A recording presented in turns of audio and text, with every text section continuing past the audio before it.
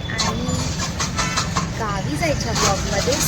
आज पुन्हा एकदा मी ठाण्यावरून दापोलीला चाललेली आहे, तेही अश्विनी मंदाई ट्रॅव्हल्सने. तर माझा हा प्रवास नक्की बघा. आणि थंडी आहे खूप दापोलीला, म्हणून पूर्ण एकदी तयारीच आहे.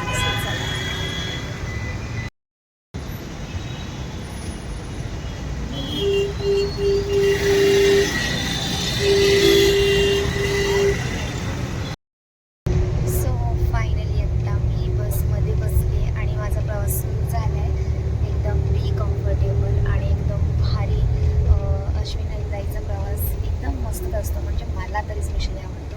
सो अशा प्रकारे भारी माझा प्रवास सुरू झाला आहे. भेट तुम्हाला नेहमीप्रमाणे थोडी आमची ही लक्झरी बस दाखवते कशी आहे. AC इथून आपल्याला पूर्ण ACची हवा येते. हे बघा, हे ACचे कंपार्टमेंट 4 आहेत. इकडे 2 आहेत आणि बरोबर इथे हे 2 आहेत. सोबतच कुलिंगसाठी इथे मस्त असं फॅन आहे. आपलं लगेज ठेवण्यासाठी या इथे वस्तू आहेत, पण मी इथेच लगेज ठेवलेल्या आहे. आणि इथून तुम्ही बाहेरचा व्ह्यू बघू शकता.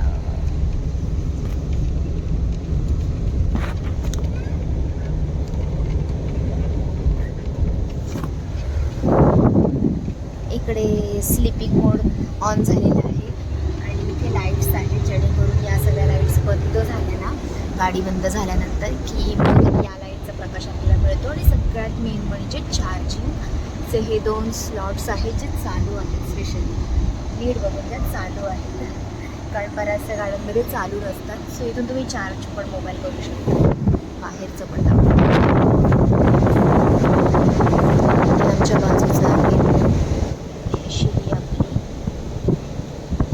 टाईम बघितला असेल तुम्ही.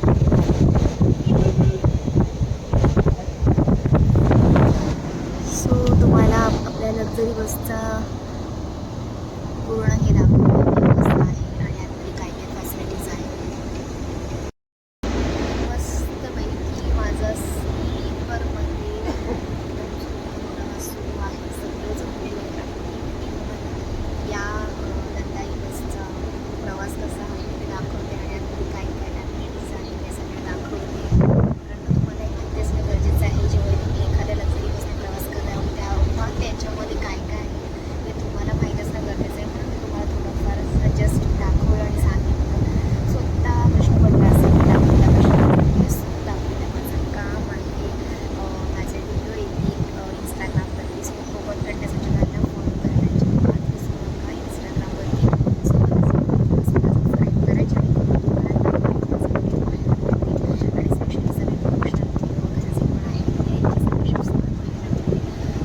त्यासाठी स्पेशली तुमचा बसचा प्रवास करते. कारण मस्त शांत सगळे काम करते. जास्त मी आराम करते, झोपते, सकाळी उठते आणि मग तिथून पुढचे ते ब्लॉग बघायला. Stay tune for my next blog. हा छोटासाच ब्लॉग होता. पूर्ण रात्र आहे. मस्तपैकी बाहेरचं वातावरण दिसतंय आणि अशात माझा प्रवास सुरू आहे. एकदम चिल्ड झालं. ACचा प्रवास करताना